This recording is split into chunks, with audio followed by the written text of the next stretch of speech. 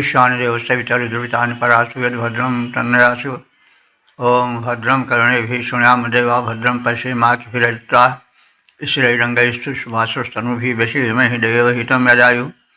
वेद प्रेमियों सुधी श्रोताओं संप्रत हम सब ऋग्वेद के अष्टम मंडल के 19वें सूक्त के 26वें मंत्र की व्याख्या में प्रवेश करने जा रहे हैं। मंत्र दुष्टाशी कारण देवता अग्नि। शीर्षक दुष्कर्म की पूर्ति के लिए प्रार्थनाएं न हो। अब संबंधित मंत्र का सर्वप्रथम सत्सर पाठ हो जाए।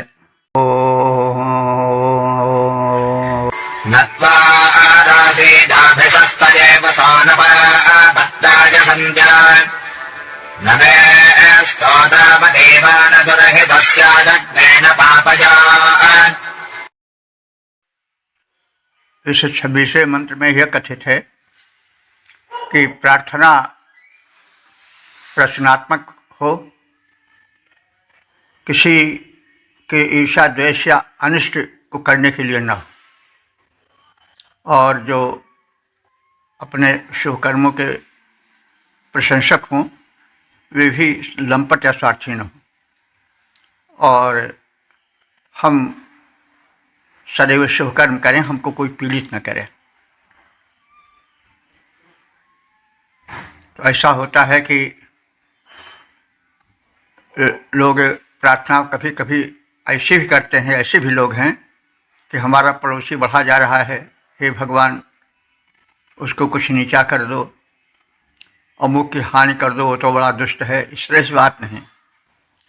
प्रार्थना हृदय की शुद्धि के लिए, आत्मबल प्राप्ति के लिए होनी चाहिए, नकारात्मक नहीं होनी चाहिए। यह बात इसमें दिखाई गई है। वसो, हे आश्रय प्रदायक देवता अग्नि, त्वा अभिशस्ते न राशिये। त्वा अभिशस्ते माने तुम्हारी प्रार्थना के लिए हम नीचे धरातल पर न उतरें, हिंसात्मक कृत्य के लिए न करें। पत्वायन, पात्वायन माने किसी पाप कर्म के लिए न करें कि चोरी में सफल हो जाएं, दुष्कर्म में सफल हो जाएं, कोई हमको पकड़ न पावे, कुछ भी हम गलत काम करें। तो यह नकारात्मक पहलू हुआ प्रार्थना का। तो हे भगवान, हम किसी पाप कर्म के लिए, उसकी पूर्ति के लिए भी प्रार्थना न करें। संत माने हे संत स्वरूप पूज्य अग्निदेव, मैं स्तोता अमतिवान। स्तोता माने स्तुतिकर्ता माने प्रशंसक। यदि मैं तुम्हारी कृपा से समर्थ बन जाऊं तो जो मेरे प्रशंसक हों वे भी सद्विचार वाले हों। नहीं तो प्रशंसक जो हैं वे आदमी को पदच्युत भी कर सकते हैं, उसके पथ से डिगा सकते हैं। तो जो हमारे प्रशंसक हों वे भी सात्विक स्वभाव के हों, दुर्विचार वाले न हों। ना दुर्हिता स्यात्, न हम किसी से द्वेष करें और न कोई हमसे द्वेष करे। न पापया, न पाप कर्मों द्वारा कोई हमें पीड़ित करे। हमारा जीवन शुद्ध हो, सात्विक हो। हे आश्रयदाता अग्निदेव, हम हिंसक कार्यों के लिए तुम्हारी स्तुति न करें, किसी पाप कर्म को पूरा करने के लिए भी तुमसे प्रार्थना न करें। मेरे प्रशंसक दुर्विचार वाले न हों तथा कोई हमारा द्वेषी न हो, न हम किसी से द्वेष करें, कोई पाप कर्मों द्वारा हमको पीड़ित न कर सके। हे आश्रयदाता अग्निदेव, तुमसे प्रार्थना हमारी, हिंसा करने हेतु कभी मत स्तुति करें तुम्हारी। पाप कर्म के हेतु न तुमको विनती कभी सुनाए, कोई द्वेष न करे, न कोई पीड़ा ही पहुँचाए। ओम 8-19-27 देवता अग्नि। शीर्षक यज्ञाग्नि की सुरक्षा। अब संबंधित मंत्र का सर्वप्रथम सत्सर पाठ हो जाए। पितर्न पुत्रस्य भृतावरोण आदेवां प्रणहविः। मंत्र में यह कहा गया है कि यज्ञाग्नि विधिवत सुरक्षित हो, उसकी ज्योति, उसकी छटा, उसकी ज्वलनशीलता विधिवत बनी रहे, क्योंकि उसी के माध्यम से तो देवगण हव्य भाग पाते हैं। तो यज्ञाग्नि किस प्रकार से रक्षणीय है, कहा गया है कि पितुः पुत्र, जैसे पिता पुत्र की रक्षा करता है वैसे ही यज्ञ वेदी में अग्नि सुरक्षित रखी जाए, उसकी उष्णता, उसका प्रज्वलन क्षीण न हो। इससे यह यज्ञाग्नि रक्षणीय है। दुरोणे कहते हैं यज्ञशाला में। देवों को आना हवि प्रेत, क्योंकि यह यज्ञशाला से देवों तक हवि पहुँचाने वाला होता है। कौन? यज्ञाग्नि। ये तो हम सब जानते हैं कि हव्यवाह है अग्नि, क्योंकि वही आहुत पदार्थों को भस्म करके उसका जो तत्व होता है जिससे कि देवता तृप्त होते हैं उसको देवों तक पहुंचाते हैं। तो जब वो क्षीण रहेंगे, उनकी ज्वाला आहुति को जलाने के लिए पर्याप्त नहीं रहेगी, तो देवों तक कैसे यज्ञ भाग पहुँच पावेगा? यज्ञ भाग से ही तो देव शक्तियाँ पुष्ट होती हैं। जल, पवन, धरा, गगन सब जो आहुति का अंश होता है, जिसमें औषधीय तत्व होते हैं, वो सब तभी पवित्र कर पाता है जब वो पर्याप्त मात्रा में दिव्य शक्तियों, पवन, जल, जो देव शक्तियाँ हैं, गगन, धरा, उनको पवित्र कर सकेगा और उसमें रहने वाले प्राणी तभी तो शक्तिशाली बन पाएंगे।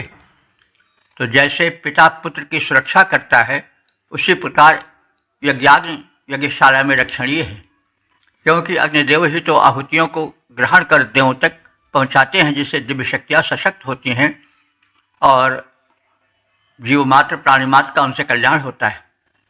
पुत्रवत अग्नि संरक्षणीय, जब ज्वलित अग्नि हो जाता है, यजमानों की आहुतियों को देवों तक वह पहुंचाता है। ओम 8, 19, 28 देवता अग्नि शीर्षक कृपा प्राप्त हेतु प्रार्थना। अब संबंधित मंत्र का सर्वप्रथम सस्वर पाठ हो जाए।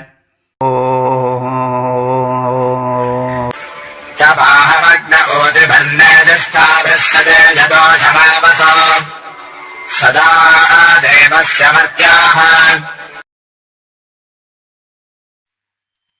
इस 28वें मंत्र में अग्निदेव से उनकी कृपा प्राप्ति हेतु प्रार्थना है और उनसे संरक्षण पा करके हम उनके उपासक मानो सुख से रह सकें, यह प्रार्थना है। तो वसो अग्ने, हे अग्निदेव तुम आश्रयदाता हो। वसो माने आश्रय, वास देने वाला, आश्रय देने वाला। देवस्य तव निर्दिष्ट भी उति भी, देवस्य माने तुझ देव की, तव देवस्य तुझ देव की, निर्दिष्ट भी निकट की सुरक्षा से युक्त, उच्च भी माने संरक्षण के लिए हम प्रार्थना करते हैं। मरते हम मरणशील मानव हैं। सदा जोशम असचेय, सदा तुम्हारी कृपा के पात्र बने रहें। हे आश्रयदाता अग्निदेव, तुम्हारी सन्निकट की सुरक्षा से संरक्षित होकर हम मरणशील मानो तुम्हारी कृपा सदैव प्राप्त करते रहें।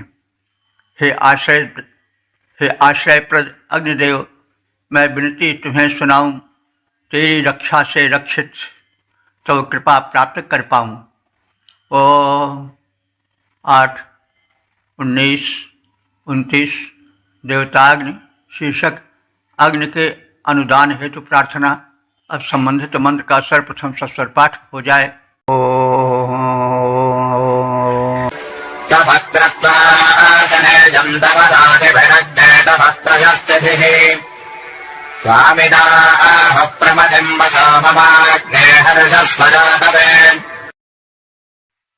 इस 29वें मंत्र में यह कथित है कि हम अग्नि देव की सेवा करें,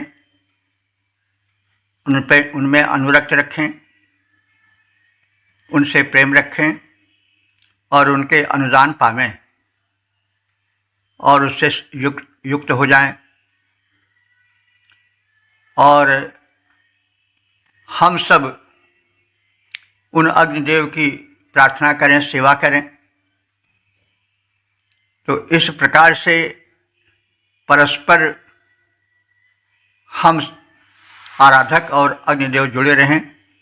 हम अग्निदेव की सेवा करें, परमात्मा की सेवा करें, उनके प्रकाशक रूप की सेवा करें और वे हम सबका भरण पोषण करें, हमें अपने अनुदान से परिपूरित करें। इस प्रकार से उपासक और उपास्य का संबंध बना रहे। तो तव कृत्वा सनेयम, तुम्हारे सेवा रूपी शुभ कर्मों से मैं, सनेयम माने युक्त रहूं, कृत्वा माने शुभ कर्म, तुम्हारे विशेष शुभ कर्म यज्ञादि करके मैं तुमसे जुड़ा रहूं। तव रात भी तुम्हारे अनुदानों से मैं जुड़ा रहूं। तव प्रशस्ति भी तुम्हारी प्रशंसाओं से हम जुड़े रहें, यानी तुम्हारी प्रशंसा, तुम्हारी स्तुति करते रहें। वसो हे आश्रयदाता अग्निदेव, त्वाम प्रमतिम आहु, तुमको ज्ञानी लोग सर्वोत्कृष्ट, प्रमति माने बुद्धि वाला कहते हैं। मम दातवे हर्षस्व, अपने दातवे माने दानशीलता को, अनुदानों को हमें प्रदान करके प्रसन्न हो जाओ। हे अग्निदेव, हम तुम्हारे शुभ कर्मों और अनुदानों से सदैव युक्त रहें, वे हमें मिलते रहें और हम तुम्हारी यशोगान से युक्त रहें, यानी तुम्हारा कीर्ति, तुम्हारा गुणगान करते रहें। इस प्रकार से हम और आप उपासक और उपास्य दोनों परस्पर जुड़े रहें। हे आश्रयदाता, विद्वज्जन तुमको सर्वश्रेष्ठ ज्ञानी बताते हैं। अपने अनुपम अनुदान देने हेतु मुझ पर तुम कृपा करे रहो, प्रसन्न बने रहो। हे अग्नि, तुम्हारे शुभ कर्मों अनुदानों को हम पाएं। हे अग्नि, तुम्हारे शुभ कर्मों अनुदानों को हम पाएं। हे आश्रयदाता, हम तेरे यशोगान नित्य गाएं। विद्वज्जन तुमको सर्वोपरि ज्ञानी हैं बतलाते, दो अनुपम अनुदान तुम्हें हम सादर शीश झुकाते। ओम 8, 19, 30 देवता अग्नि शीर्षक उत्कर्ष प्रदायिका अग्नि की उपासना। अब संबंधित मंत्र का सर्वप्रथम सस्वर पाठ हो जाए।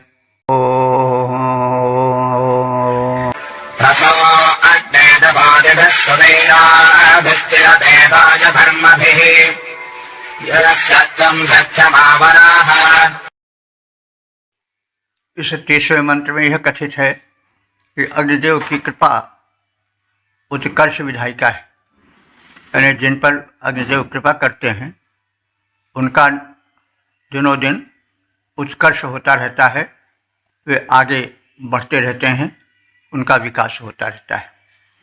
अग्नि हित, अग्रगण्य हित में रहने वाले अग्निदेव, तुम यश सख्यम आवरा, तुम जिसके मित्र भाव की भक्ति को स्वीकार कर लेते हो, सह माने वह मनुष्य, वाज भर्म भी, वाज कहते हैं शक्ति को और वाज कहते हैं अन्न को भी, तो अन्न से और शक्ति से दोनों से भर जाता है। और सुवीरा भी, वो श्रेष्ठ वीर संतानों से परिपूर्ण हो जाता है। तब ऊच भी और तुम्हारी कृपा भरी संरक्षण शक्ति से युक्त हो जाता है। ऊति कहते हैं संरक्षण, ऊति भी माने संरक्षणों द्वारा, और वह तुम्हारे विविध रूप से मिलने वाले संरक्षणों द्वारा भी सुरक्षित हो जाता है। तो वह ज्ञान बल और अनाज से भरण पोषण प्राप्त करता है, और उस तुम्हारे उपासक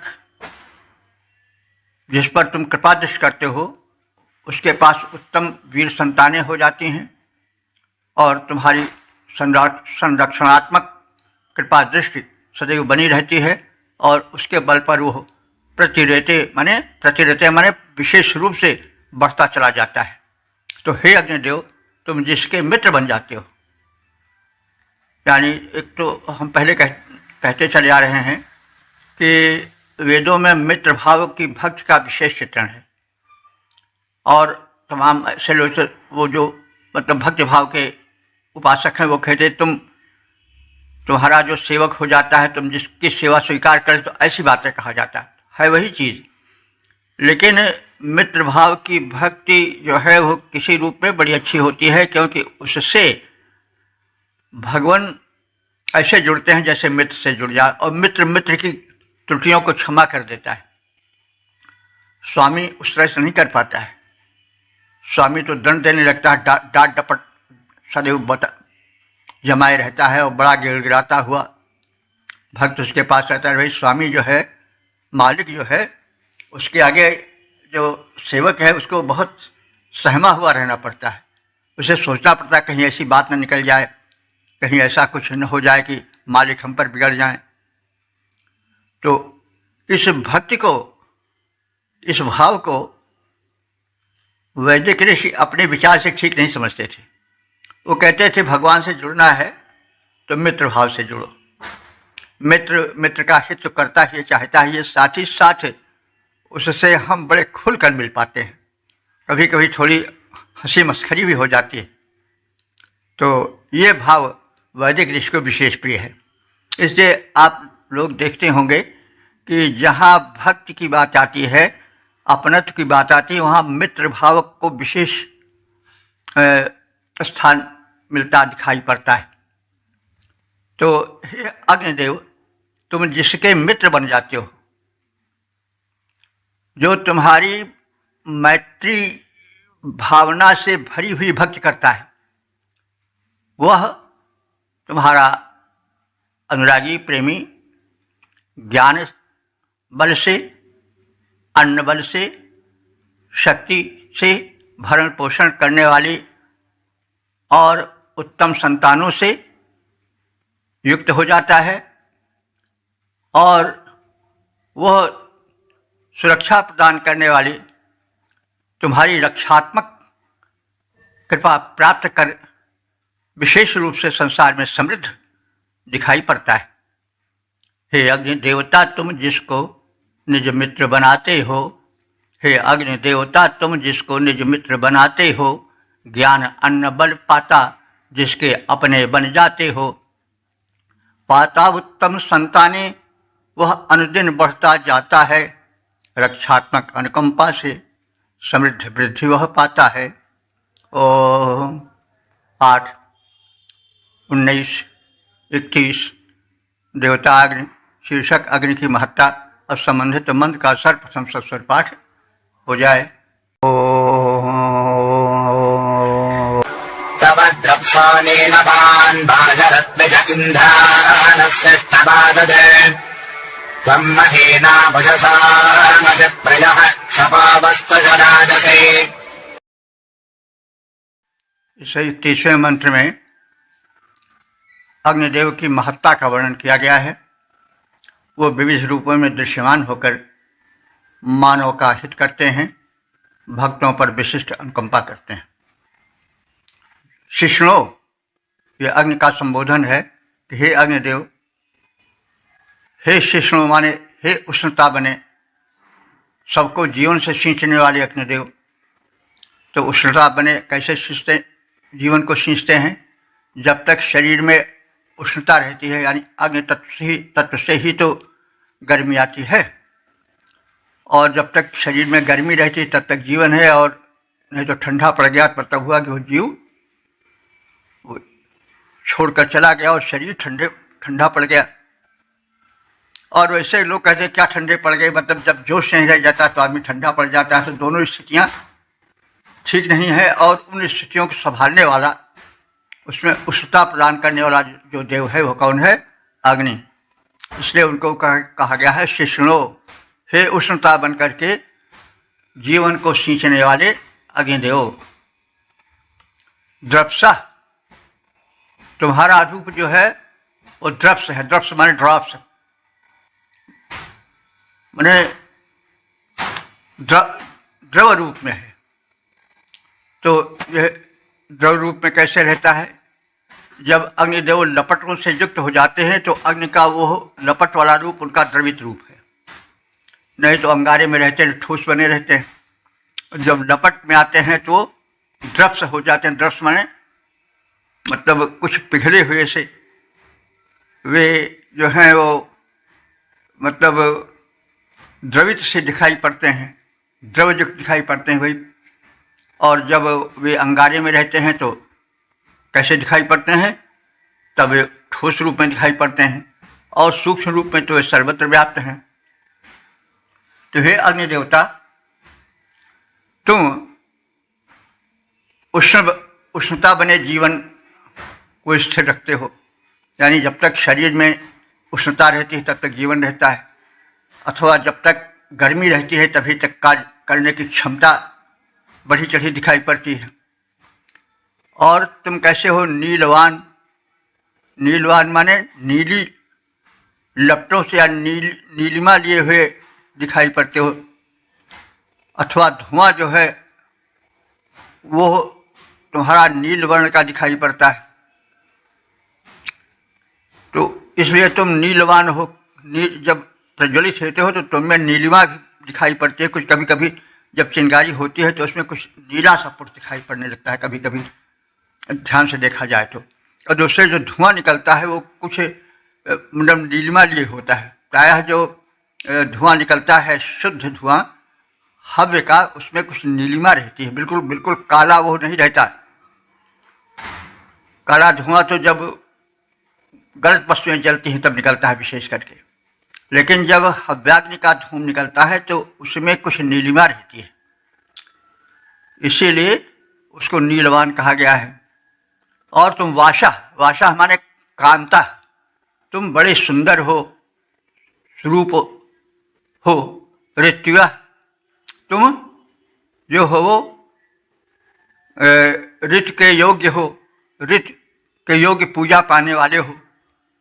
ऋत्विया माने ऋतु के योग्य पूजा पाने वाले। यानी जब यज्ञाग्नि प्रज्वलित होती है तो उसमें अग्निदेव को ऋतु के अनुसार आहुति डाली जाती है, इसीलिए उस आहुति डालने वाले को ऋत्विज कहा जाता है। जैसे मनुष्य को चाहिए कि भोजन ऋतु के अनुसार भोजन करे, वो हित भूख ऋतु भूख मित भूख कहा गया है कि हित भूख ऋतु भूख, तो ऋतु के अनुसार भी भोजन करना चाहिए।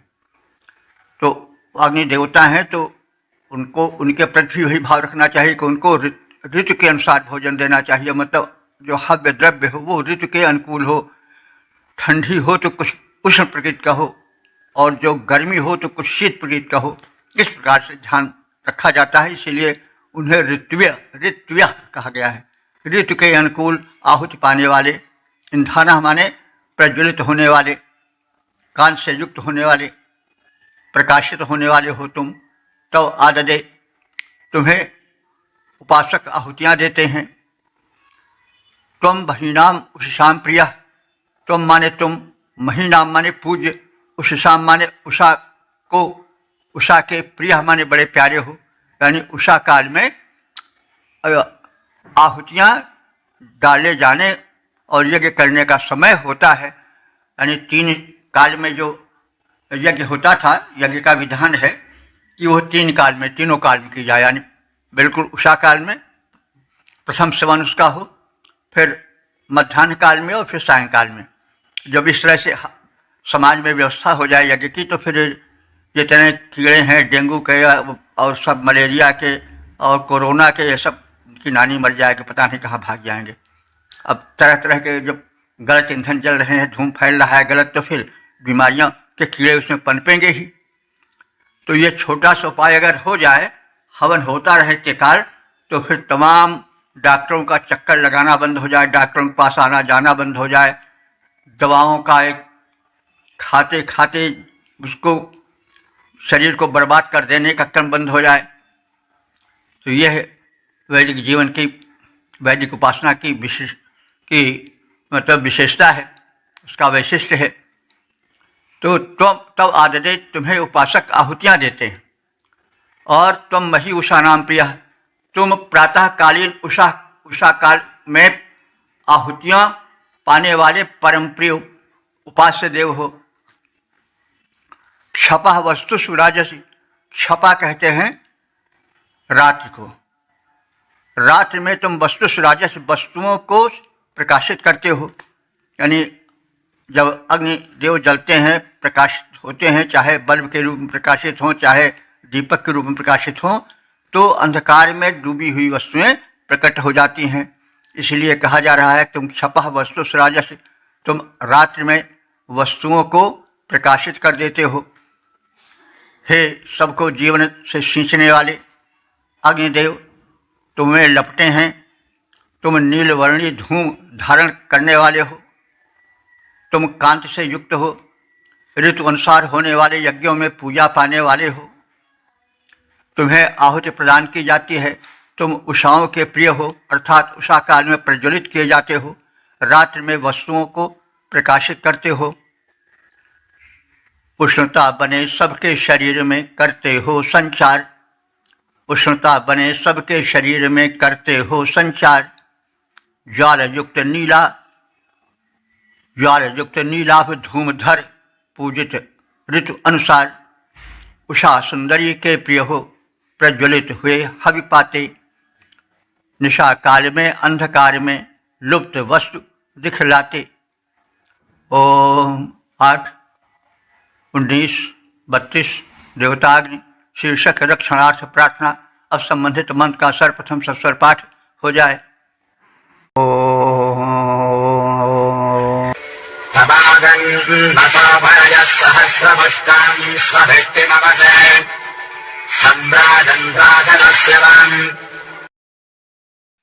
इस 32वें मंत्र में इस सूक्त के मंत्र से शोभरी कांड निवेदन करते हैं कि शोभरया माने हम, शोभर जो कांड गोत्र के ऋषि हैं, अवसे माने उनके रक्षण के लिए, अव माने रक्षा होता, अवसे चतुर्थी है, उनके अवसे रक्षण के लिए, यानी हम शोभर ऋषि गण के ऋषियों के रक्षण के लिए, अथवा ऐसा भी हो सकता है कि शोभरया माने जो उत्तम रीत से भरण पोषण करने वाले हैं, उन लोगों के रक्षा के लिए।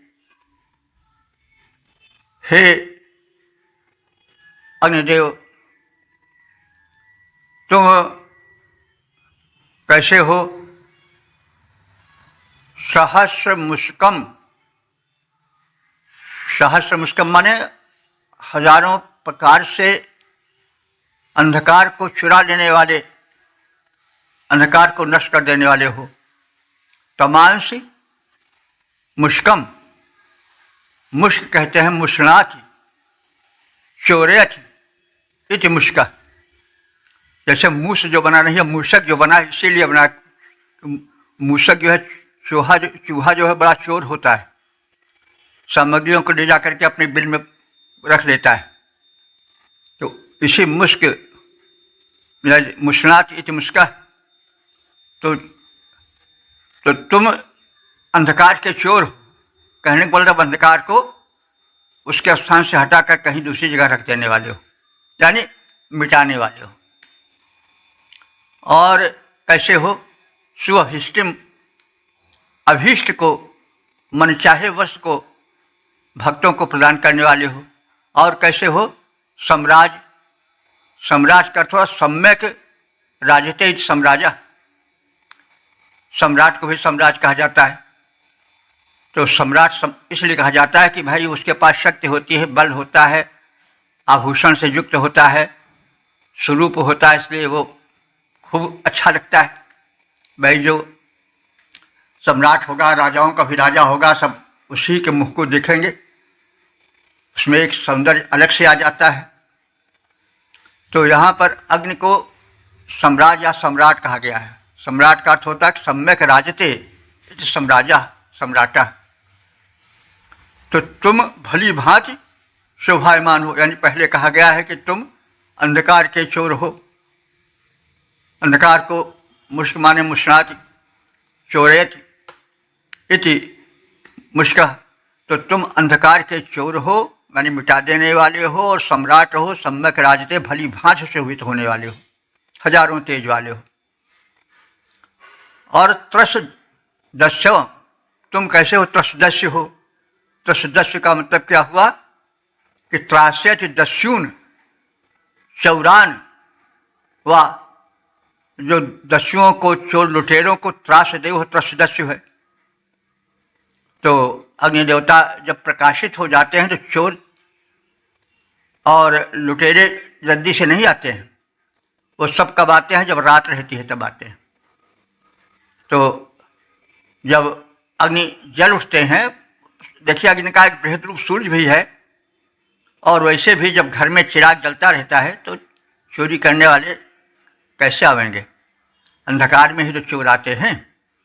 तो अग्नि को यहाँ पर त्रसदस्य कहा गया है कि तुम, दस्य माने लुटेरों को, चोरों को त्रास देने वाले हो और उनको बढ़ने से रोकते हो और उनको संतुष्ट करते हो। तम आगन्म, ऐसे अग्नि देव हमारे पास आवें, हमारे अनुकूल बने, हम पर कृपा करें।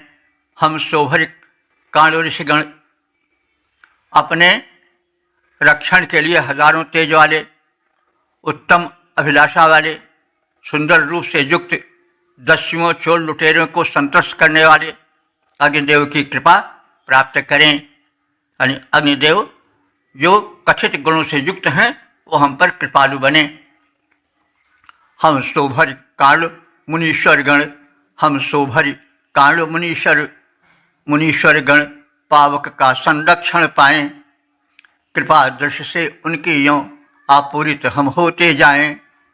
जो अग्नि परम तेजस्वी, देते दस गणों को त्रास, जो स्वरूप हैं उच्चाशय पूरे मेरा अभिलाष। ओम 8-19-33 देवताग्नि शीर्षक पोषक अग्निदेव। अब संबंधित मंत्र का सर्वप्रथम सस्वर पाठ हो जाए।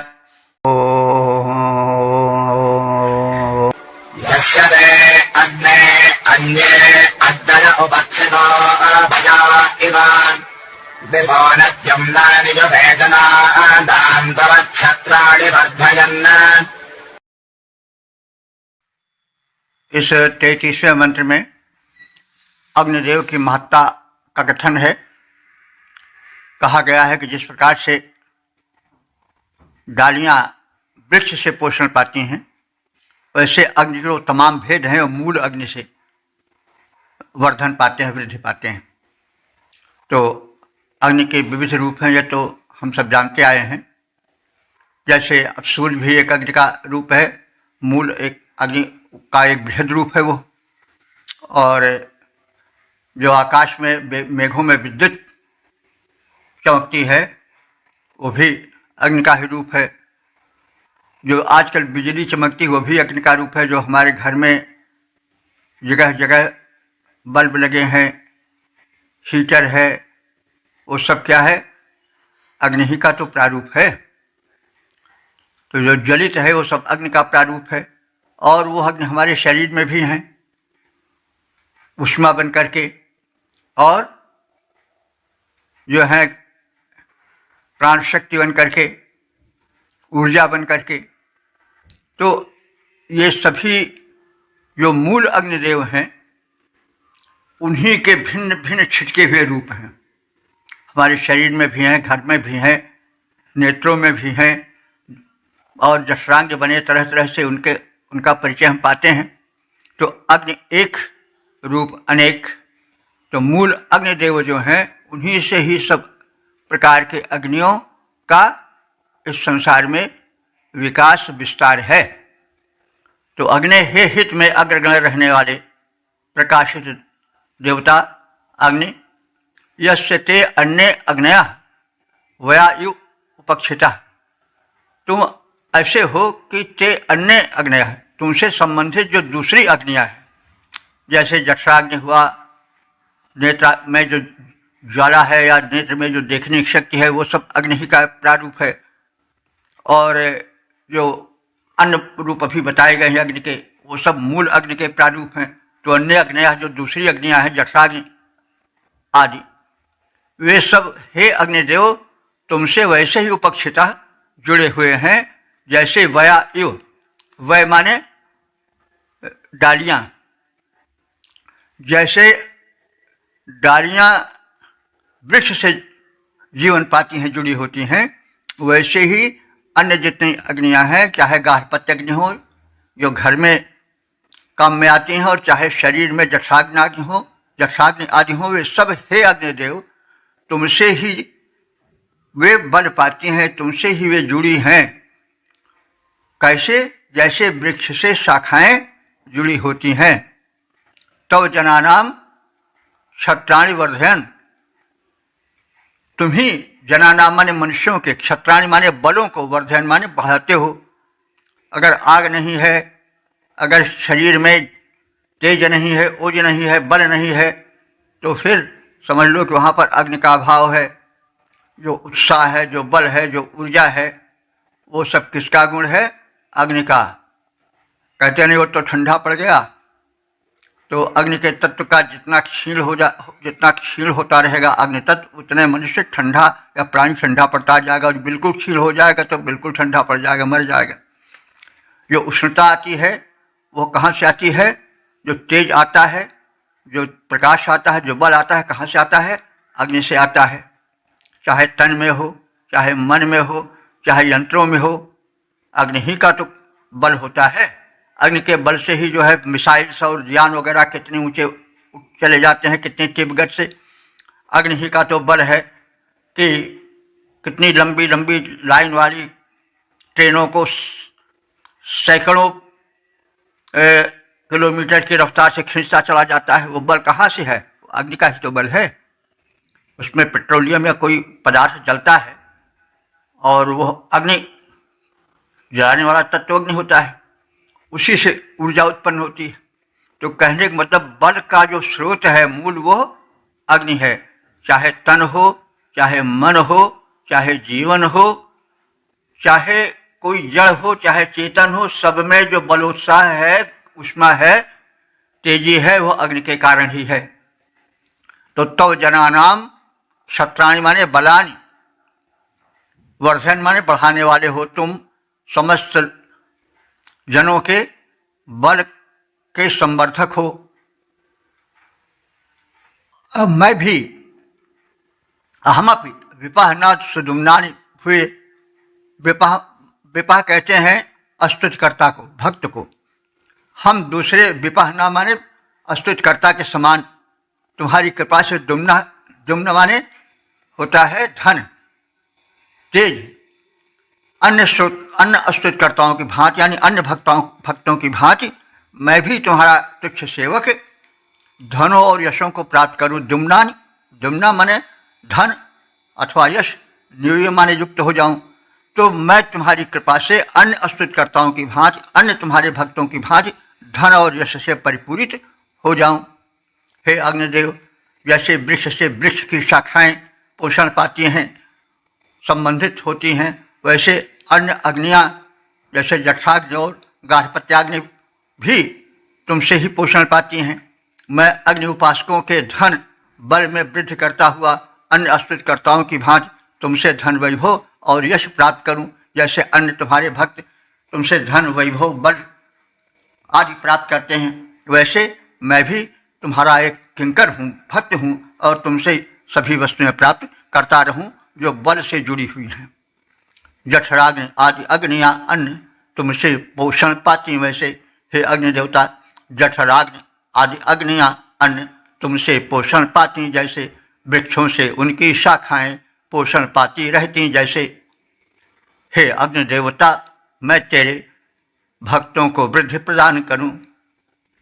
हे अग्नि देवता, मैं तेरे भक्तों में वृद्धि प्रदान करूं, यश पाऊं। अन्य भक्त अस्तोता ज्यों मैं भी निज भंडार भरूं, मैं भी निज भंडार भरूं। ओम 8, 19, 34। देवता आदित्य शीर्षक विपत्तियों से दूर रहने हेतु प्रार्थना। अब संबंधित मंत्र का सर्वप्रथम सस्वर पाठ हो जाए। यमादित्यासो अद्रः पारन्नयमर्त्यम् मघानाम् विश्वेषाम् सुदा नमः। इस 34वें सूक्त के देवता आदित्य हैं। तो आदित्य के पुत्र होने के कारण आदित्य कहे जाते हैं। तो आदित्य में आप सब जानते हैं कि सविता, पूषा, अर्यमा और ये मित्र, वरुण तथा विष्णु भी आते हैं।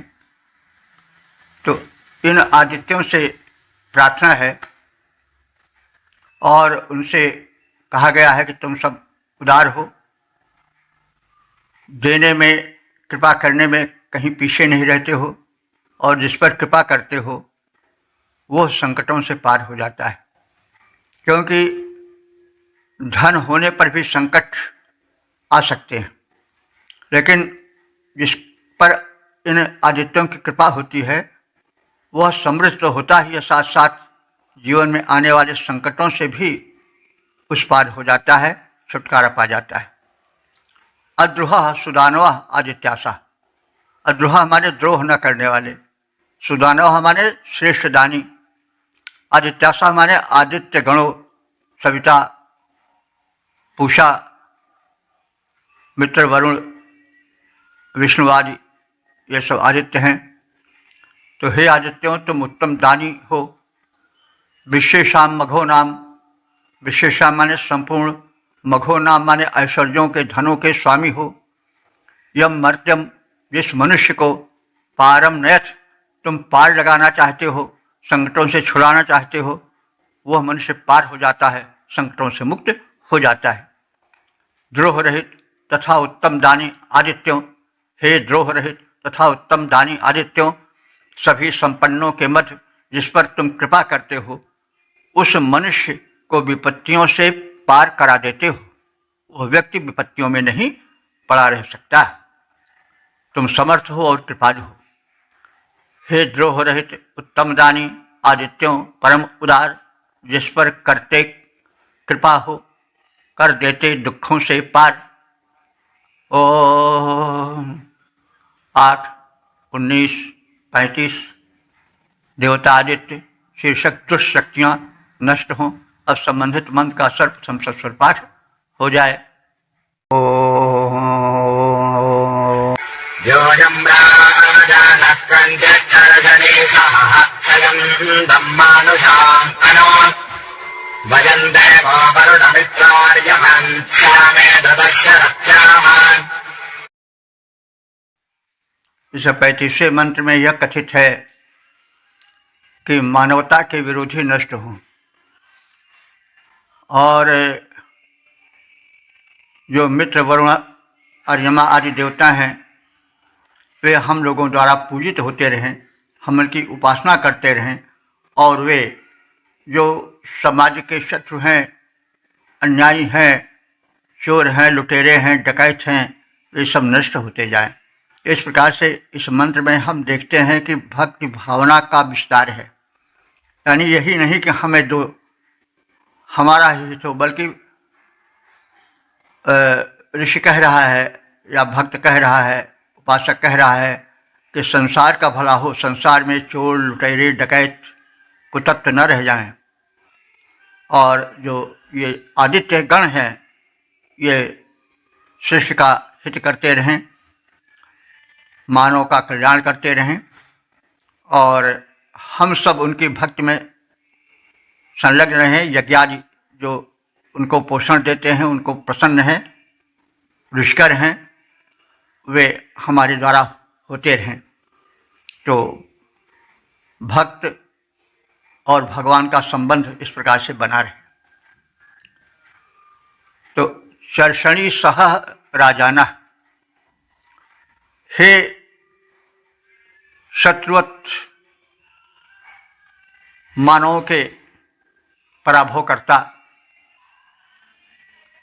राजाना राजा स्वरूप तेजस्वी आदित्यों, यूयम तुम सब, मानुषान क्षयंतम जो मनुष्यों को छीण करने वाले दुष्ट हैं, राक्षसी प्रवृत्ति वाले हैं, उनमें से कंचित अनु किसी को भी मत छोड़ो, यानी सबके सबको विनष्ट कर दो।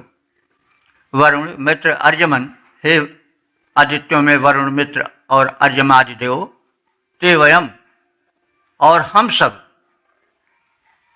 ते बने तुम्हारे होकर, वह ऋतस्य तुम्हारे हेतु, ऋत माने यज्ञ, यज्ञ को करते हैं। ऋत का अर्थ कई होता है, ऋत माने शाश्वत सत्य भी होता है, ऋत माने यज्ञ भी होता है। और यज्ञ शाश्वत इसलिए है कि यज्ञ अगर न हो तो संसार चल नहीं सकता। शुभ कर्म यज्ञ है, यज्ञ विशेष समम कर्म, तो शुभ कर्म जो है वो यज्ञ है। सिर्फ यज्ञ को ही हम छोड़ दिए, यानी आहुति डालना छोड़ दिए, कितना अनर्थ हो रहा है, पर्यावरण में प्रदूषण फैल रहा है। और जो यज्ञ है वो शुभ कर्म सब यज्ञ है, सारा संसार यज्ञ कर रहा है, यानी श्रेष्ठ सूर्य यज्ञ कर रहे हैं, बिना पैसा लिए हुए सबको प्रकाश दे रहे हैं। पृथ्वी बिना कुछ भार लिए हुए ही चारों ओर घूम रही है, अपने सबको आश्रय दे रही है, लेकिन किराए नहीं ले रही है।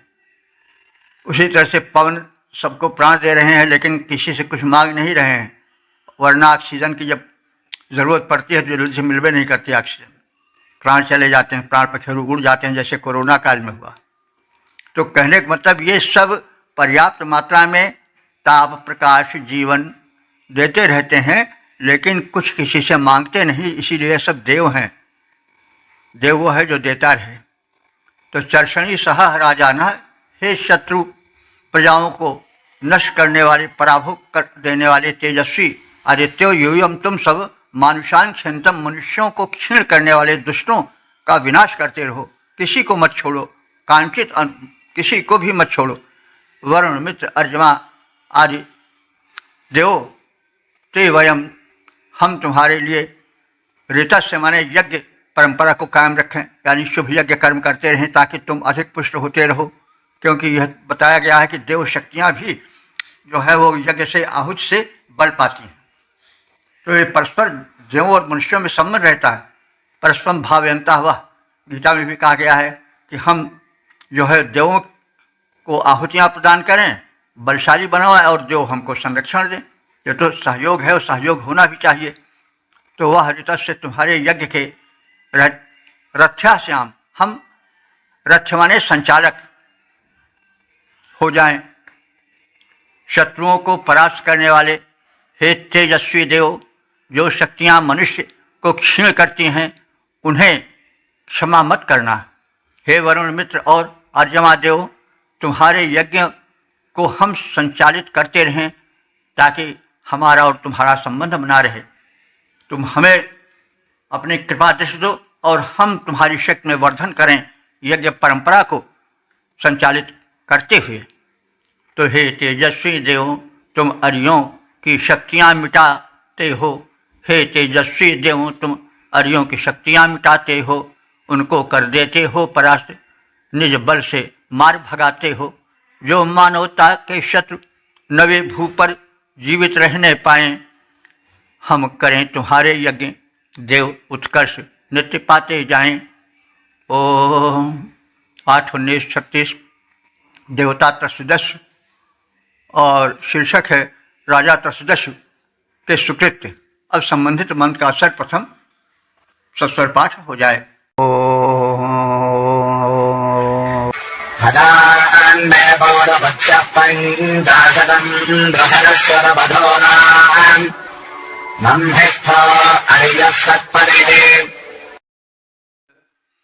छत्तीसवें मंत्र के देवता त्रयोदश हैं।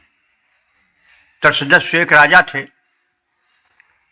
तो दश माने चोरों, लुटेरों, डकैतों को जो संतुष्ट करे, नष्ट करे, वह त्रसदस्यु है। तो पहले नाम जो होते थे वो गुण के हिसाब से होते थे।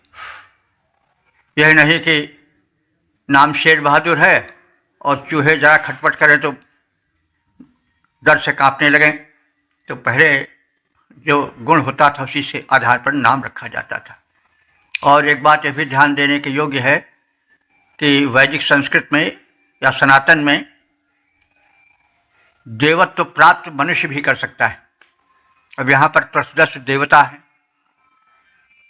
तो यह एक वैदिक धर्म या सनातन धर्म की उदारता है। ऐसा नहीं कि कुछ धर्मों में ऐसा है कि अगर किसी विशेष के समानांतर छोड़कर उसके अतिरिक्त किसी और को कहोगे तो गर्दन साफ कर दी जाएगी। ऐसा देखा जाता है कि कुछ धर्मों में अगर कोई कहे कि इसके अलावा और कोई भी देव होगा तो फिर उसको जीने का हक नहीं है। तो यहाँ हमारे यहाँ तो उदार संस्कृति है।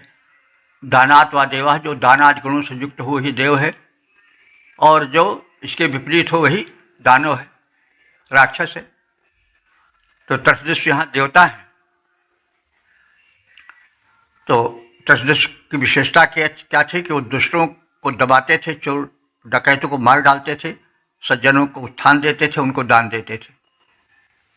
तो इसलिए वो देवता कहलाए। ये नहीं कि किसी दूसरे को देवता कहोगे तो गर्दन साफ कर दी जाएगी, ऐसी बात नहीं है। यह उदार धर्म, वैदिक धर्म है। तो मंगिष्ठा अर्या सतपति, हे त्रसदस्यु देव, तुम श्रेष्ठ हो। अर्या हमारे श्रेष्ठ, मंगिष्ठा माने महान, अर्या हमारे प्रगतिशील, सतपति हमारे सज्जनों के पालक। तो अत्यंत पूज्य, श्रेष्ठ और सज्जनों के पालन करने वाले पौरकुत्स, पौरकुत्स माने पुरकुत्स के पुत्र, पौरकुत्स, यह त्रसदस्यु के साथ जुड़ा हुआ है। त्रसदस्यु एक राजा का नाम था और वो पुत्र थे किसके? पुरकुत्स के, इसलिए पौरकुत्स कहलाए। तो ये परंपरा है हमारे यहाँ कई जगह पर कि पुत्र के साथ पिता का नाम जोड़ दिया जाता है। तो यह वैदिक परंपरा है। तो पौरकुत्स त्रसदस्यु, राजा पुरकुत्स के पुत्र राजा त्रसदस्यु ने मैं माने मुझ ऋषि को 50 बधूना मदात, मुझ को 50 माने 50 बधुएं दी। अब इससे उनकी जो है दानशीलता का परिचय है। तो ये कैसे कि मतलब अब जैसा हम लोगों के मन में रहता है कि अगर साधु के पास हम स्त्री देख लें, किसी महात्मा के पास देख ले तो तुरंत है चकित हो जाते, ये कैसे साधु महात्मा उनके साथ स्त्री कैसे? तो भाई देखो, यह युग की बात है। ऋषि महर्षि जो थे पहले उनकी स्त्रियां हुआ करती थी। यह हम सब जानते हैं कि कहने की आवश्यकता नहीं कि चाहे वशिष्ठ रहे हो, चाहे वशिष्ठ रहे हो, चाहे महर्षि अत्रि रहे हो, विश्वामित्र रहे हो, सबकी संतानें थी। तो यह तो जैसे हम सब भी ऋषि संतान हैं। गोत्र आज चलता है तो ऋषियों के नाम से चलता है। कोई सावर्ण का है, कोई किसी गोत्र का, कोई गौतम गोत्र है। तो ये सब मतलब जैसे चाहे गौतम रहे हों, चाहे वशिष्ठ रहे हों, चाहे कण्व रहे हों, सबकी संतानें थी। तो और राजा महाराजा देते थे उनको संतानें, क्योंकि उच्च कोटि के महापुरुष होते थे, ऋषि होते थे। तो उनको राजा महाराजा अपनी पुत्रियां, अपने मतलब भगनियां, बहन आदि दे करके प्रसन्न होते थे। तो यह जो परंपरा हुई है तो हमारे ख्याल से बौद्धों के समय से हुई। बौद्ध तो वेद विरोधी आचरण लेकर के चले ही। हालांकि महात्मा बुद्ध जो है वो कोई वेद के उस यज्ञ को देख करके कहे भाई हिंसा परक धर्म दिए, लेकिन वो उपनिषदों से अलग नहीं थे। बहुत थोड़े सिद्धांत थे उनके। बाद में फिर उसमें तमाम विकृतियाँ आती गईं, इसीलिए बौद्ध धर्म छिन्न हो गया देश से। तो वहाँ वैदिक धर्म के विपरीत क्या किया गया कि वैदिक ऋषि अगर स्त्रियाँ उनके हैं तो जो सन्यासी बन जाए, जो भिक्षु बन जाए, जो आज का महात्मा बन जाए, उसके पास स्त्री नहीं होनी चाहिए। तो वही परंपरा आज चली आ रही है। आज तो देखा जाता है कि साधु महात्मा किसी गृहस्थ के यहाँ जाते भी नहीं, स्त्री हो जाए तो लांछित होते हैं। तो यह परंपरा जो है बौद्धों से चली है, और पहले के ऋषि मुनि जो थे विवाहित होते थे, और उनका विवाह साधारण नहीं बल्कि राजा महाराजा करते थे।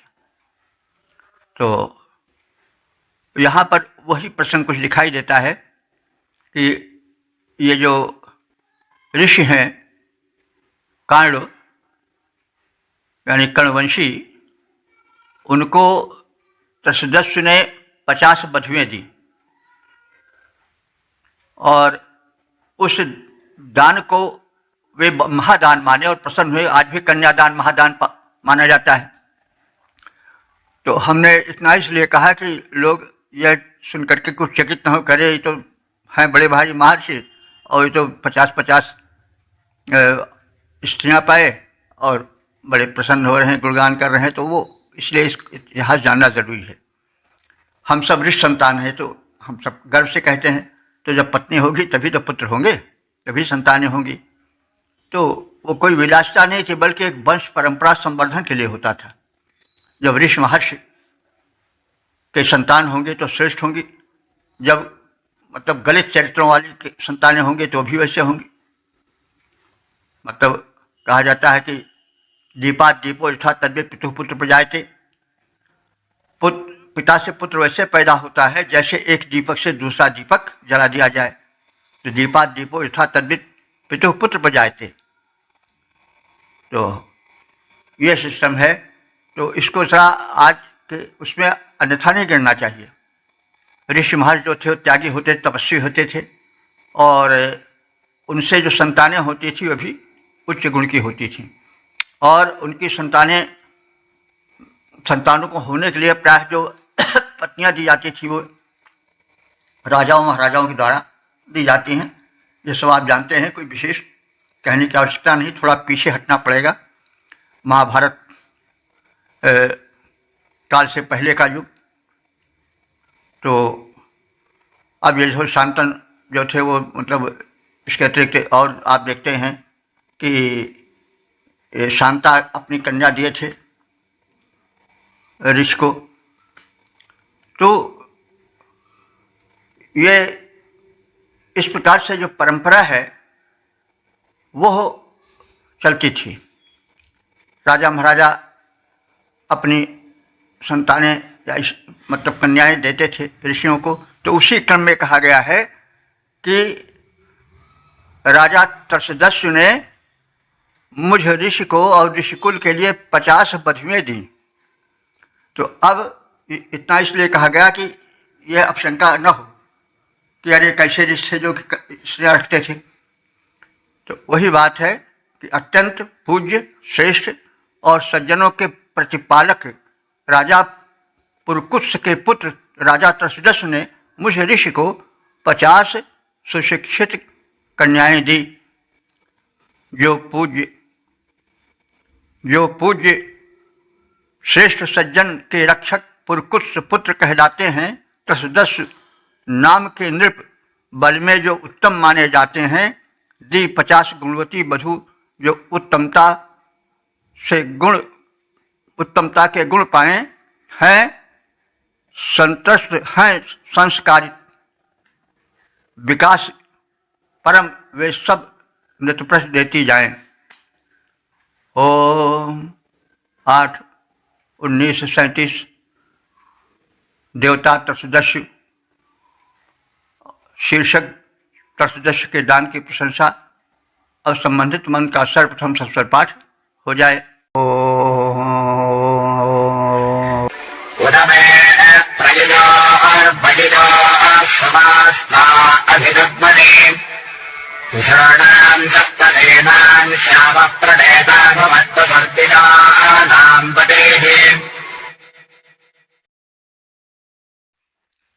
इस 37वें मंत्र में राजा त्रसदस्यु के दान की प्रशंसा की गई है। उन्होंने दिल खोल कर दान दिया। कन्याएं तो दी ही, साथ ही साथ विपुल धनराशि भी दी। हो सकता है उसी का एक रूप आज कन्यादान के साथ साथ दहेज की प्रथा वही है। तो मतलब दान के साथ दक्षिणा दी जाती है, तो वही दान तो हुआ कन्या का दान, और दक्षिणा हुआ जो दहेज है,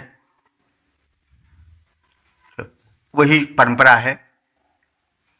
तो उत माने और, यानी 50 कन्याओं के अतिरिक्त और क्या दिया? सुवास्त्वा तुग्न वनि अध। सुवास्त्वा माने सुवास्त्वा, सुवस्ता नाम की एक नदी थी। उस नदी के किनारे वैह्योः प्रयोः, वैह्योः माने वस्त्रादि से लेकर के, प्रयोः माने अन्य वस्तुएं जाते हुए मुझे, यानी मैं जब मैं कन्याओं को पा करके चल रहा था, तो चलते समय उन्होंने क्या दिया? वैह्योः माने वस्त्रादि दिया, और प्रव्योः माने मुझ चलते हुए को वस्त्रादि भी दिया। और क्या दिया? तृष्णाम सप्तीनाम 210, तृष्णाम सप्तीनाम 210 गायें दी। और क्या दिया? श्यावः प्रणेता, एक काला बैल दिया। वसु भुवत, और वस माने धन भी दिया। दिया नाम पति, वो दाताओं का, दिया नाम माने दाताओं का, पति माने स्वामी बन गया, यानी दाताओं में सबसे बढ़ चढ़कर हो गया। कौन? त्रयोदश।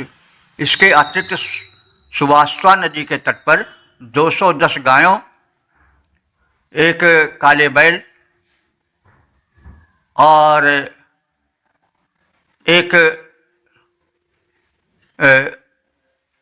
इस देने के अतिरिक्त मुझे विपुल धन एवं वस्त्रादि भी दान किए।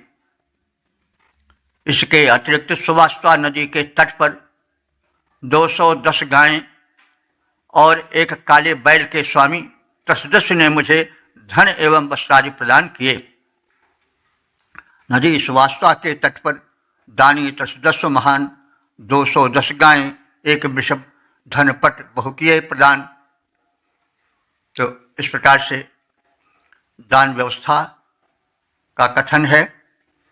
और यह तो हम सब जानते ही हैं। यह जो सूक्त है वो 8वें मंडल का है, 19वां सूक्त है। इसमें 37 मंत्र थे जो व्याख्यायित हो चुके हैं। सबकी संख्या हो चुकी है 6458। यह एक शुभ विषय है। और इसमें जो है वह 4 मंत्र छोड़ करके शेष जो मंत्र हैं 33 वे अग्निदेव को समर्पित हैं। उनमें अग्निदेव की महत्ता का कथन है। और 34 और 35 मंत्रों में, 34-35 संख्यक 2 मंत्रों में आदित्यों की प्रशंसा है, स्तुति है। और 36-37 संख्यक इन 2 मंत्रों में राजा त्रयोदश के दान की प्रशंसा है। तो हमारी संस्कृत में दान को महान माना गया है। जो जितना देता था वो देव हो जाता था, जो लेता था वो महान नहीं होता था। तो हमारा धर्म जो है वो दा प्रधान है, ला प्रधान नहीं। इसीलिए पहले जो कहा जाता है कायस्थ जात थी वो बड़ी लोभी थी। अब तो खैर सब मान्यताएं बदल गई हैं। कुछ वर्षों के पहले की बात है कि वे लाला कहते थे अपने पिता को। लाला माने लाओ लाओ, बाप को भी वो ठग लेते थे। मतलब आज की बात नहीं हम कह रहे हैं, कुछ समय पहले की बात। और हमारे यहाँ कहा था कि दादा देते जाओ देते जाओ, और वो क्या कहते थे? लाला लाते जाओ लाते। तो अपने बाप को लाला कहते थे। तो इसीलिए कि वो लेना जानते देना नहीं जानते। तो अब और क्या कहा जाए। और भी उस समय कायस्थों की चुटकी ली गई थी।